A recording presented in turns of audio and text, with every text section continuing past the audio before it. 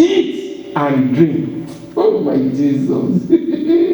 Oh, Elijah told somebody, stand up, go and eat, go and drink, for there is a sound of abundance of rain. Brethren, there is abundance of rain upon salvation and rather.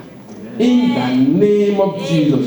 From now to the end of the year, God will soak us with His blessing. God will soak us with His favor. God will soak us with His greatness. In the name of Jesus. And when we enter 2024, it will be double soul, double blessing, double rain upon the church of God, upon your family, upon whatever you are laying your hands to do. Double lifting, double promotion, double success, double achievement, double greatness. In the name of Jesus. But the first something is question. And he said, go and eat, go and drink. I said, Elijah, you are a funny man. Look at what Elijah did. And Ahab went up to eat and to drink.